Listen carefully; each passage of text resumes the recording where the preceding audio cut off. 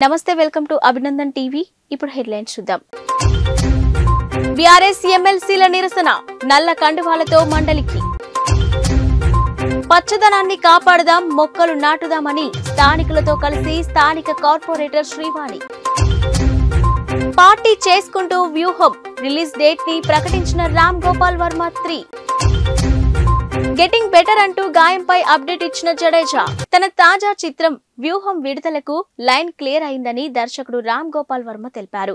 X వేదికగా ఆయన స్పందిస్తూ సినిమా విడుదలకు అడ్డంకులన్నీ తొలగిపోయాయని చెప్పారు.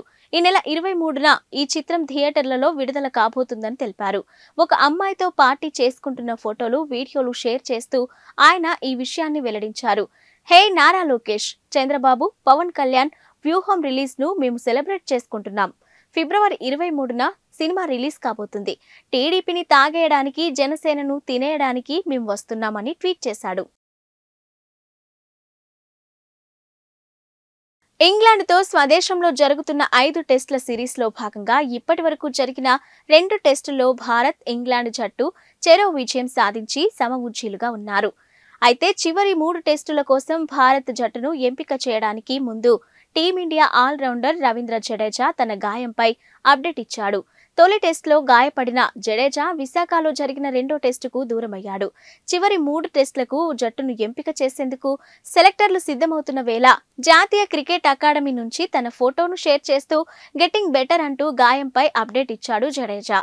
ఇక దీనిని బట్టి జడేజా చివరి 2 టెస్టులకు అందుబాటులోకి వచ్చే అవకాశం ఉందని భావించొచ్చు. శాసన మండలిలో బీఆర్ఎస్ ఎమ్మెల్సీలు నల్ల కండువాలతో నిరసన తెలిపేందుకు రావడంతో పోలీసులు మార్షల్స్ అడ్డుకోవడంతో తీవ్ర వాగ్వాదంకు దారితీసింది. నిరసన చేసే హక్కు తమకుందని పోలీసులతో ఎమ్మెల్సీలు వాదించారు. కండువాలను మండలిలోకి తీసుకురావద్దని పోలీసులు వారిని అడ్డుకునేందుకు ప్రయత్నం చేశారు. కానీ చివరికి ఎమ్మెల్సీలో నల్ల కండువాలతో లోనికి వెళ్లారు.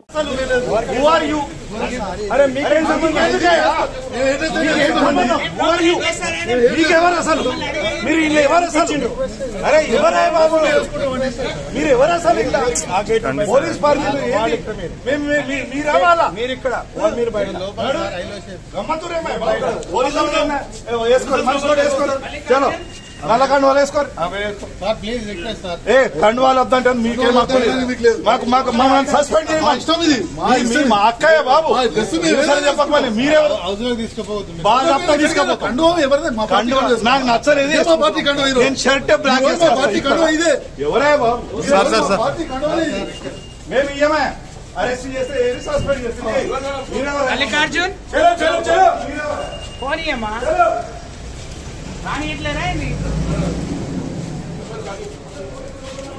సరూర్ నగర్ హుడా కాంప్లెక్స్ పార్క్ శుభ్రతపై అధికారుల దృష్టికి తీసుకెళ్లారు స్థానిక కార్పొరేటర్ శ్రీవాణి. పచ్చదనాన్ని కాపాడుకుందాం, మొక్కలు నాటుదామని స్థానికులతో కలిసి స్థానిక పరిసరాలను పరిశీలించారు. పార్కు నిర్వహణలో అలసత్వం వహించడంతో పాటు మొక్కలకు నీళ్లు లేక చనిపోయాయని తన సొంత ఖర్చులతో మొక్కలు నాటిస్తానని కార్పొరేటర్ హామీ ఇచ్చారు. నమస్తే అండి. నమస్తే. వాచ్మెన్ మనం ఫస్ట్ కాల్ నుంచి పెట్టుకోమని చెప్పాం మేడం. కాలనీలో లోకల్ ఎవరైతే ఉన్నారో వాళ్ళని కొన్ని పెట్టుకోండి, మేము శాలరీ ప్రొవైడ్ చేస్తామని అన్నాం. మళ్ళీ మీరు ఇనిషియేటివ్ తీసుకోండి. అవి కన్స్ట్రక్షన్స్ వల్ల కొంచెం డిస్టర్బెన్స్ ఉందండి. ఆఫ్టర్ ద కన్స్ట్రక్షన్స్ మేము పిలిచానండి. తను వస్తున్నారు. తను వచ్చిన తర్వాత మాట్లాడదాం. రెగ్యులర్ గా లేకుంటే దీంతో చాలా పార్క్ డిస్టర్బెన్స్ అవుతుంది. మనం లైట్స్ అన్ని కొత్తగా పెట్టించాం. మీ పేరు? Thank you. Great initiative. Second time notice ఇవ్వండి. ఫస్ట్ టైమ్ మనము హ్యూమానిటేరియన్ గా ఎయ్యకండి అని చెప్పి ఎక్స్ప్లెయిన్ చేయండి. నెక్స్ట్ టైం మళ్ళా పడింది అనుకో నోటీసులు ఇస్తాం.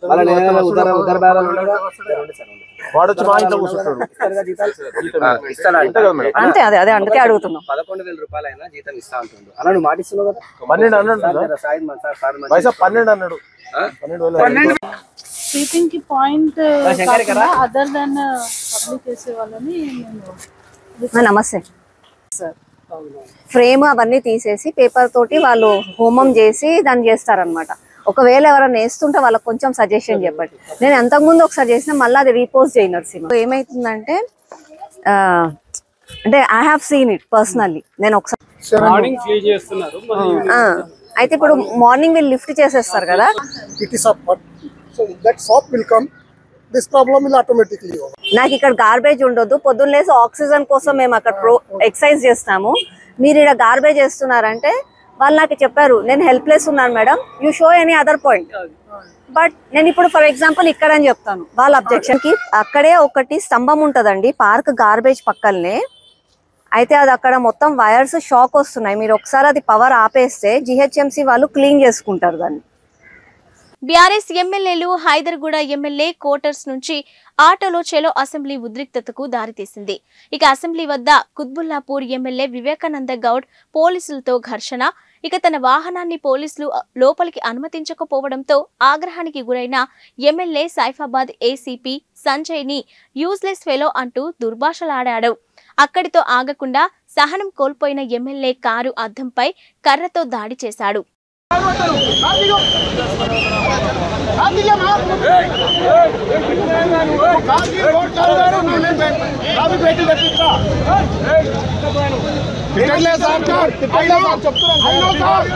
నాకు తిట్టడం రాదు.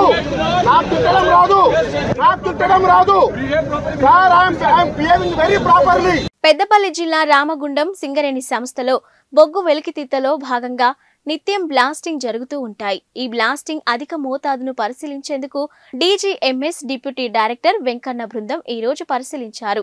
ఈ రోజు ఓపెన్ కాస్ట్ ప్రాజెక్టు 5 సంబంధించిన బ్లాస్టింగ్ మోతాదును ప్రత్యేక మిషన్ ద్వారా తనిఖీ చేశారు. ఇక ప్రాజెక్టు సమీపంలోని గోదావరికని, విఠల్ నగర్ నివాస ప్రాంతాలలో నమోదు యంత్రాన్ని ఏర్పాటు చేసి బ్లాస్టింగ్ మోతాదును పరిశీలించారు. ఈ రోజు అధికారుల పర్యటన సందర్భంగా యాజమాన్యం బ్లాస్టింగ్ మోతాదును తగ్గించిందని కాలనీవాసులు ఆగ్రహం వ్యక్తం చేశారు. ఈ విషయంలో ఇటీవల ఫైట్ ఫర్ బెటర్ సొసైటీ అధ్యక్షుడు మద్దెల దినేష్ ఉన్నతాధికారులకు ఫిర్యాదు చేయడంతో ఈ రోజు పరిశీలించేందుకు వచ్చారు. నిత్యం బ్లాస్టింగ్ సౌండ్లతో తమ ఇల్లులు కంపించిపోతున్నాయని, కూలిపోతున్నాయని స్థానికులు అధికారుల దృష్టికి తీసుకెళ్లారు. భూగర్భ నీరు అడుగంటడంతో పాటు సౌండ్ పొల్యూషన్ అవుతుందని అంటున్నారు. ఓకే సార్, మనకి కాదు ఊసి ఫైల్ అది, మీరు స్టార్ట్ చేయండి, బ్లాక్ చేయండి.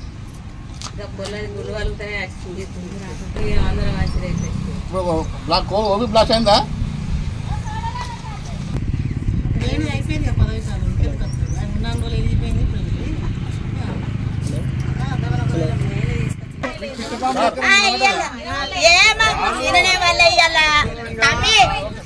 సార్లు వస్తారా అని గెలిచే ఇలా తక్కువ ఇచ్చుంటామి, మాకెరికే సార్కి అర్థమైంది. మేము దుమ్ముకు దెబ్బలకు బతకలేకపోతాను.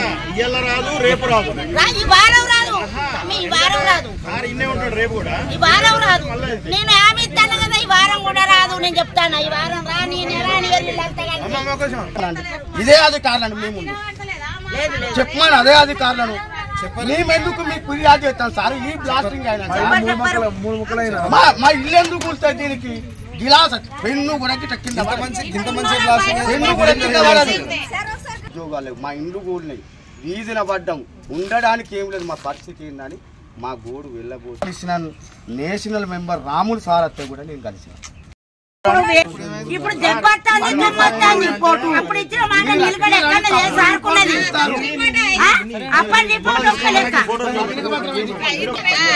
అటువంటి పథకాలు ఎన్నో ఇస్తానో ఎన్నో పోతాను. ఆ దేశం ఎలా అత్తనాన్ని తక్కువ పెట్టిరబ్బా. మాఘ అమావాస్య పర్వదిన సందర్భంగా వేకువజామున రాజన్న సిరిసిల్ల జిల్లా కోనరావుపేట మండలం మామిడిపల్లి శ్రీ లక్ష్మీ నరసింహస్వామి వారిని ప్రభుత్వ విప్ వేములవాడ శాసనసభ్యులు ఆది శ్రీనివాస్ దర్శించుకుని ప్రత్యేక పూజలు చేసి మొక్కులు చెల్లించుకున్నారు.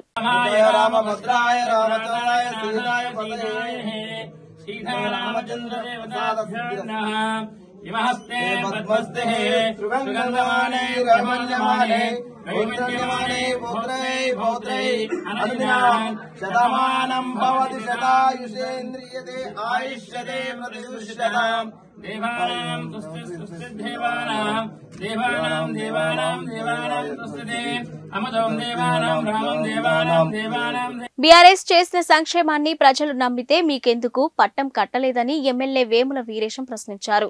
ఇక ఖమ్మం, నల్గొండ, వరంగల్లో మీరు ఎన్ని సీట్లు గెలిచారో ఓసారి గుర్తు చేసుకోండని హెచ్చరించారు.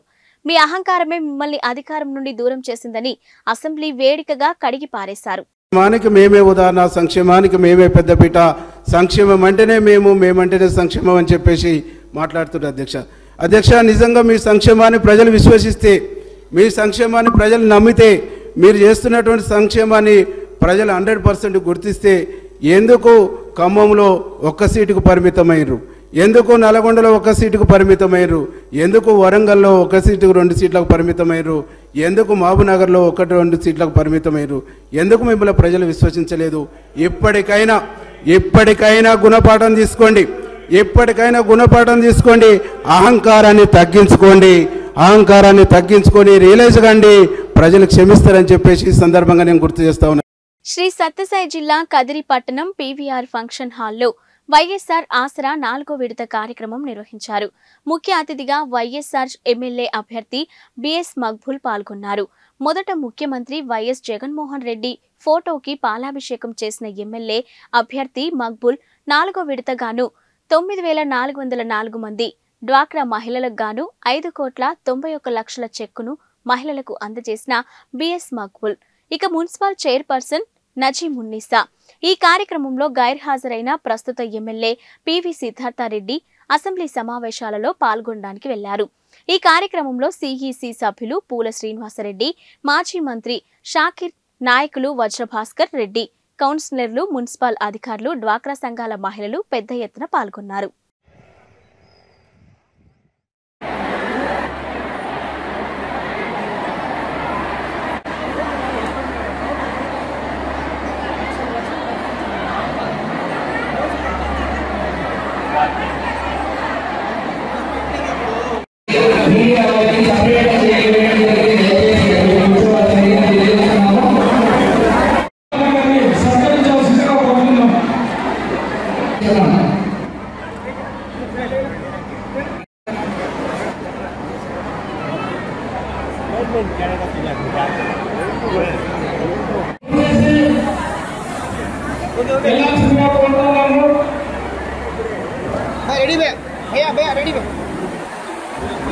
నాలుగవ విడత వైఎస్ఆర్ ఆసరా కార్యక్రమం జరిగింది. దానికి గాను దాదాపు 16,000 వైఎస్ఆర్ ఆసరా లబ్ధిదారులు ఇక్కడ రావడం జరిగింది. ఈ రాష్ట్రంలో ఈ వైఎస్ఆర్ ఆసరా పథకం ద్వారా 1,000 కోట్లు మన జగనన్న ఇవ్వడం జరిగింది. గత ప్రభుత్వాలు మా అక్క చెల్లెళ్లకు, మా అవ్వతాతలు కానీ ఈ రాష్ట్రంలో ప్రతి పౌరుడికి, ప్రతి అక్కకు, ప్రతి చెల్లెకు, ప్రతి పాపకు ధోకా చేసిందే తప్ప మేలు జరగడం అనేది వాళ్ళ హయాంలో జరగలేదు. మన జగనన్న హయాంలో, జగనన్న ప్రభుత్వంలో ఇలాంటివి ఎన్నో నవరత్నాలు తెచ్చి ప్రతి ఒక్కరి గురించి ఆలోచించి అన్న ప్రవేశపెట్టిన పథకాల ద్వారా అందరూ లబ్ధి పొందుతున్నారు. ఇది 4 విడతలో దాదాపు 6,400 కోట్లు ఇచ్చి ఆయన మేనిఫెస్టోలో ఏది 25,570 కోట్లు చెప్పినారో అంతా ఇవ్వడం జరిగింది. ఇలాంటి ముఖ్యమంత్రి ఈ దేశంలోనే ఎక్కడ లేరు, ఎక్కడ రాబోరు.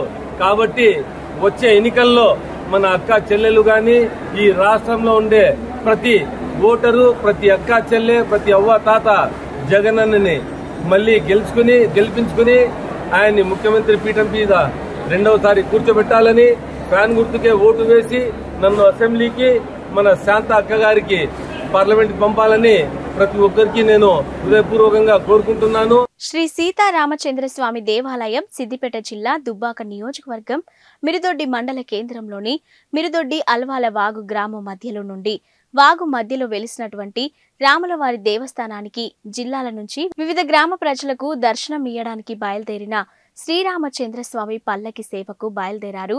ఇందులో భాగంగా మిరుదొడ్డి మండల కేంద్రంలోని శ్రీ సీతారామచంద్రస్వామి ఆలయ అర్చకులు శ్రీ పార్థసారథి అర్చకులు మాట్లాడుతూ, గతంలో లేనటువంటి ఈసారి తొలిసారిగా స్వామివారి పల్లకి సేవ ప్రజలకు, శ్రీ సీతారామచంద్రస్వామి ప్రజలకు దర్శనం ఇవ్వడం, ప్రజలకు ఆశీర్వాదం మరియు దర్శనం ఇవ్వడానికి బయలుదేరి వస్తున్నాడు.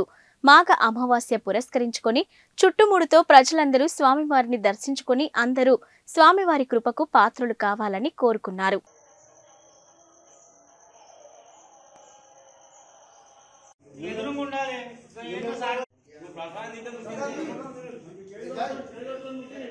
జై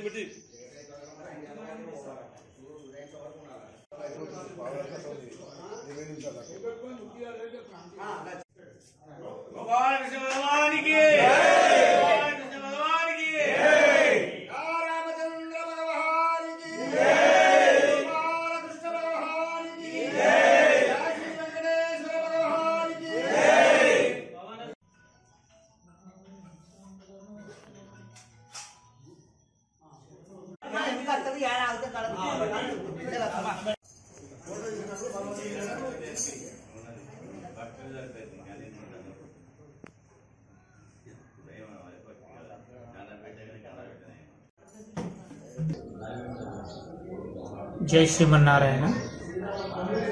ఈరోజు మాఘ అమావాస్య సందర్భంగా మిడిదొడ్డి అల్వాల సరిహద్దుల్లో ఉండే వాగు జాతరలో ఈరోజు మాఘ అమావాస్య సందర్భంగా శ్రీ సీతారామచంద్ర స్వామి మిడిదొడ్డి మండల కేంద్రమైనటువంటి శ్రీ సీతారామచంద్ర స్వామి వారు అక్కడ ఆ జాతరలో వెంచేస్తున్నాడు కనుక భక్తులు అధిక సంఖ్యలో విచ్చేసి ఈ స్వామివారి సేవలో పాల్గొని దర్శనం చేసుకుని పునీతులు కావాలని కోరుతున్నాము. అదేవిధంగా ఈ శ్రీ మిడిదొడ్డి శ్రీ సీతారామచంద్ర స్వామి వారు పురాతన 800 సంవత్సరాల కళ్యాణ చాళుక్యుల నాటి సీతారామచంద్ర స్వామి వారు ఈసారి ప్రత్యేకంగా ఈ సంవత్సరం నుండి ప్రతి సంవత్సరం కూడా ఈ జాతరలో దర్శనం ఇవ్వనున్నాడు. కావున భక్తులు అధిక సంఖ్యలో ఈ జాతరలో వచ్చేసి దర్శనాలు చేసుకోవాలని కోరుచున్నాము. జై శ్రీ. ఏం చెప్పాలి? మిడిదొడ్డి ఈ శ్రీ సీతారామచంద్ర స్వామి దేవాలయంలో అనేక కార్యక్రమాలు కూడా జరుగుతుంటాయి. శ్రీరామనవమి, గోకులాష్టమి, గోదా కళ్యాణము, శ్రీరామనవమి అని ఇలా అనేక కార్యక్రమాలు కూడా ఈ మిడిదొడ్డి శ్రీ సీతారామచంద్ర స్వామి ఆలయంలో ప్రత్యేకంగా ఈ కార్యక్రమాలు జరుపుకుంటాము. అదేవిధంగా ఇది కళ్యాణ చాణక్యుల నాటి ఈ శ్రీ సీతారామచంద్ర స్వామి కోరిన కోరికలు నేర్చే ఈ శ్రీ సీతారామచంద్ర స్వామి కొన్ని సంవత్సరాలుగా ఇక్కడ శ్రీ మిడిదొడ్డి ఆలయంలో జరుగుతున్న కార్యక్రమాలు. అందుగురించి ఈ కార్యక్రమంలో అందరూ స్వామివారిని దర్శించుకొని ధన్యులు కావాలని కోరుచున్నాము. రాజన్న సిరిసిల్ల జిల్లా ఎల్లారెడ్డిపేట మండల కేంద్రంలో ఫిబ్రవరి 11వ తేదీ నుండి చీటీ వాసుదేవరావు స్మారక ఫ్రెండ్లీ క్రికెట్ పోటీలు ప్రభుత్వ జూనియర్ కళాశాల క్రీడా మైదానంలో జెడ్పీటీసీ చీటీ లక్ష్మణరావు ఆధ్వర్యంలో నిర్వహించడం జరుగుతుందని సీనియర్ పాత్రికేయుడు మజీద్ భాయ్ తెలియజేశారు.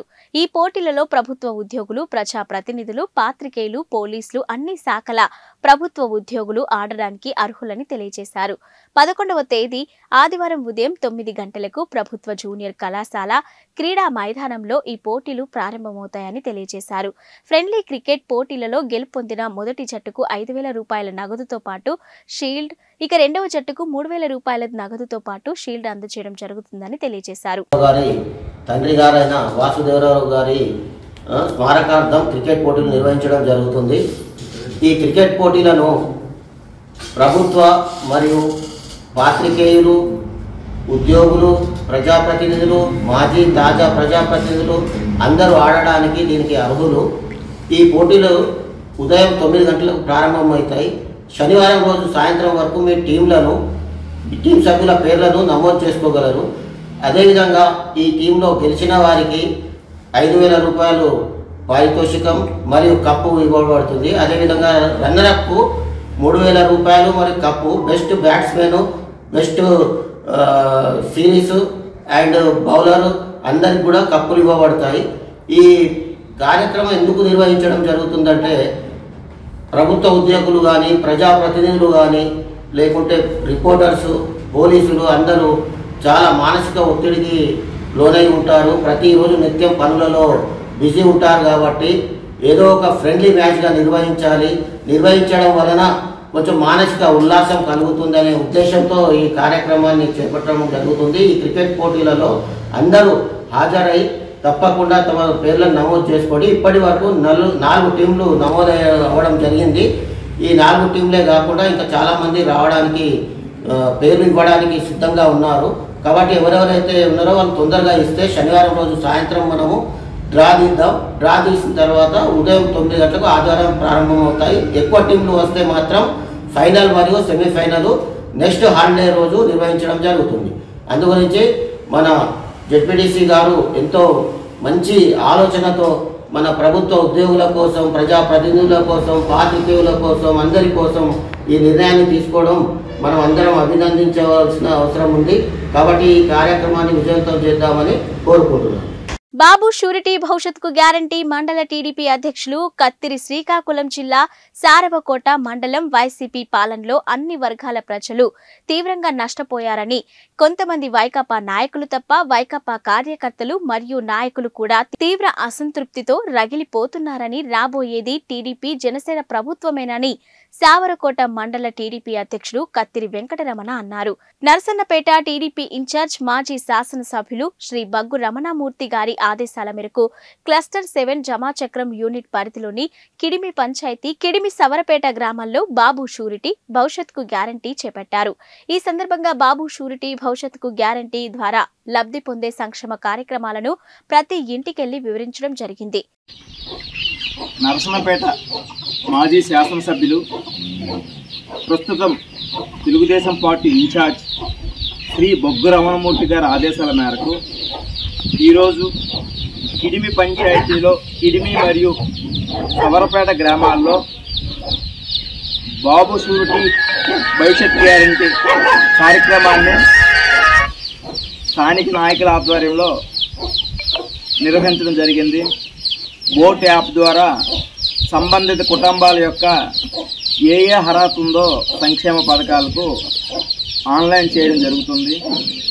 ఈరోజు బాబు షూరిటీ భవిష్యత్ గ్యారంటీలో ముఖ్యంగా సగభాగమైన ఆడవారిని ఉద్దేశించి 4 ముఖ్య కార్యక్రమాలు ఇందులో పొందుపరిచి ఉన్నాయి. 18 మహాలక్ష్మి 18 సంవత్సరాలు దాటిన ప్రతి మహిళకు నెలకి 1500 రూపాయలు ఇవ్వడం జరుగుతుంది. గతంలో పశువు కుంకుమ కింద ఇచ్చినారు కాబట్టి. అదేవిధంగా ఈరోజు ఒక ఇంట్లో ఎంతమంది బిడ్డలు ఉంటే అంతమందికి కూడా ఈరోజు 15,000 రూపాయల లెక్క ఇవ్వడం జరుగుతుంది. అదేవిధంగా ప్రతి కుటుంబానికి 3 గ్యాస్ సిలిండర్లు ఇవ్వడం జరుగుతుంది. మరియు శ్రీకాకుళం జిల్లాలో ఎక్కడికి ప్రయాణం చేసినా ఉచితంగా ప్రయాణ సౌకర్యం కల్పించబడుతుంది. అదేవిధంగా మహిళల తర్వాత యువత ముఖ్యము. యువతను ఉద్దేశించి యువగలం ద్వారా 20 లక్షల ఉద్యోగాలు ప్రభుత్వ ప్రైవేట్ రంగాల్లో క్రియేట్ చేయడం జరుగుతుంది. ఉద్యోగం వచ్చినంత వరకు 3,000 రూపాయలు ప్రతి నిరుద్యోగ వృత్తి ఇవ్వడం జరుగుతుంది. తదుపరి రైతులు, కౌలు రైతులకు కూడా, అంటే వేరే వాళ్ళ భూమి దున్నిన వ్యక్తికి, పొలం ఉన్న వ్యక్తికి కూడా 20,000 రూపాయలు ప్రతి కుటుంబానికి ఇవ్వడం జరుగుతుంది. అదేవిధంగా ప్రతి ఇంటికి నల్లా కనెక్షన్ ద్వారా మంచినీటి సౌకర్యం కూడా కల్పించడం జరుగుతుంది. అదేవిధంగా పూర్టు బ్రిడ్జ్ అంటే పేదలను ధనవంతులు చేయడం. అంటే ధనవంతులు అంటే ఏంటంటే వాళ్ళ ఆదాయాన్ని పెంపొందించడం.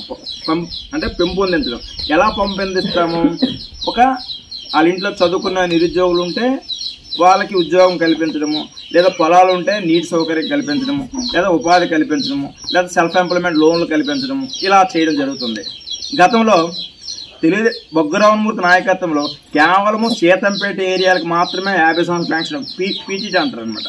కానీ ఇక్కడికి వచ్చినప్పటికీ అతని అసెంబ్లీలో దెబ్బలాడిన తర్వాత ప్రత్యేకమైన జీవో తెచ్చి మన సారాకోట మండలం తిరువూరు నియోజకవర్గ కేంద్రంగా విసన్నపేటలోని పీడీఎస్ బియ్యం రవాణా. ఒకవైపు తెలంగాణ, మరోవైపు ఏలూరు జిల్లాలలో నుండి నియోజకవర్గం కేంద్రంగా రేషన్ బియ్యం లోడ్లు జరుగుతున్నాయి.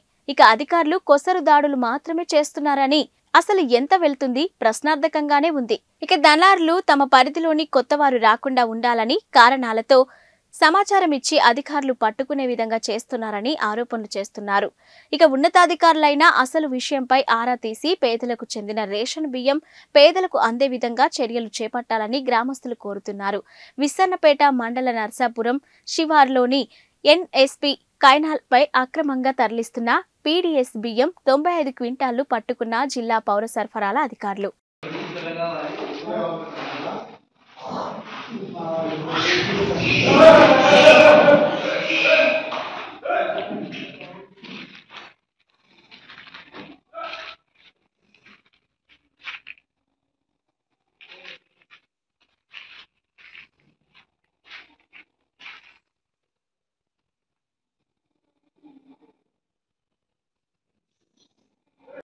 తెలుగుదేశం ప్రభుత్వంలో మా గ్రామంలో సిమెంట్ రోడ్డు కూడా వేయలేదు. ఇక వైఎస్ఆర్ కాంగ్రెస్ పార్టీ హయాంలోనే గ్రామాలను అభివృద్ధి చేసుకున్నామని నర్సారావుపేట శాసనసభ్యులు డాక్టర్ గోపిరెడ్డి శ్రీనివాసరెడ్డి అన్నారు. బుచ్చిపాపనవారి పాలెం గ్రామ సచివాలయాన్ని ప్రారంభించిన ఎమ్మెల్యే డాక్టర్ గోపిరెడ్డి శ్రీనివాసరెడ్డి గ్రామంలో పలు అభివృద్ధి కార్యక్రమాలకు శ్రీకారం చుట్టారు. ఈ సందర్భంగా ఎమ్మెల్యే మాట్లాడుతూ గ్రామాన్ని అభివృద్ధి చేసుకుంటామని, జన్మభూమి రుణాన్ని తీర్చుకుంటామని అన్నారు. రొంపిచర్ల మండలంలోని 75 కోట్లతో కేంద్రీయ విద్యాలయాన్ని త్వరలో ప్రారంభిస్తున్నట్లు తెలిపారు. ఇక సంతగుడిపాడులో 10 కోట్లతో వెటర్నరీ పాలిటెక్నిక్ కాలేజ్లు నిర్మిస్తున్నట్లు తెలిపారు. నియోజకవర్గాన్ని కోట్ల రూపాయలతో అభివృద్ధి చేస్తున్నామని, రానున్న ఎన్నికల్లో హ్యాట్రిక్ కొడతామని, అత్యధిక మెజారిటీతో గెలుస్తామని, నర్సారావుపేట ఎమ్మెల్యే సీట్ను జగన్ కి గిఫ్ట్ గా ఇస్తామని అన్నారు. గ్రామంలో గ్రామ సచివాలయం ప్రారంభించుకోవడం, అదేవిధంగా అనేక అభివృద్ధి కార్యక్రమాలు ఈ రోజు ప్రారంభించుకోవడం జరుగుతా. ఏం చేశాం ఇవాళ? ఏమిటి ఈ మధ్య తెలుగుదేశం పార్టీ నాయకులు మాట్లాడుతూ ఉన్నాడు. చదలవాడ అరవింద్ బాబు, బుచ్చిపాపనపాలెంలో అభివృద్ధి అనేది జరగలేదు,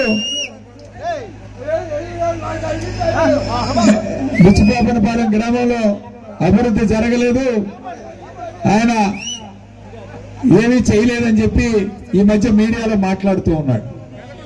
అందుకే ఈరోజు ఒక్కసారి ఈ వేదిక మీద నుంచి మనం సమాధానం చెప్పాల్సిన అవసరం ఉంది ప్రతి ఒక్కరికి అని చెప్పి కూడా తెలియజేస్తూ,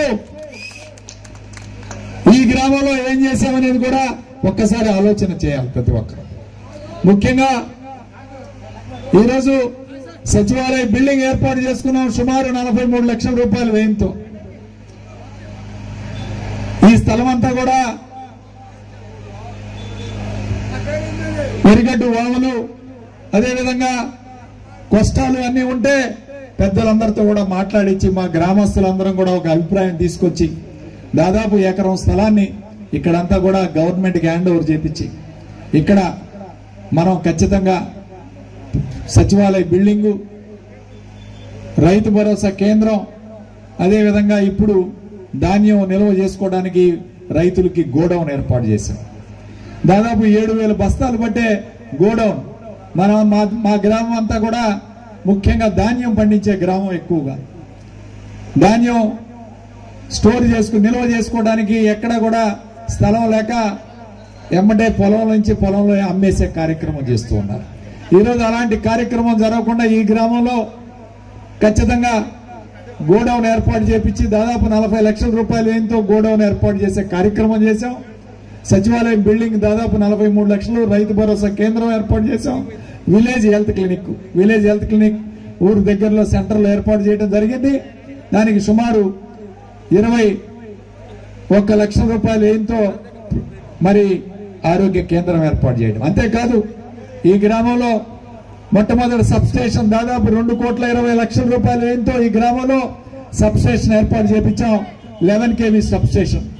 దానివల్ల 4 ఉద్యోగ అవకాశాలు కూడా, 4 కూడా ఈ గ్రామస్తులనే ఏర్పాటు చేపించి మన గ్రామంలో అందరం కూడా మనం మరి బాగుండాలని చెప్పి ఈరోజు ఎక్కడా కూడా విద్యుత్ వోల్టేజ్ సమస్య లేకుండా, ట్రాన్స్మిషన్ ప్రాబ్లం లేకుండా ఈరోజు మనం సబ్ స్టేషన్ ఏర్పాటు చేయించాం. అంతేకాదు ఇవి ఇప్పటివరకున్న బులెటిన్ అప్డేట్స్.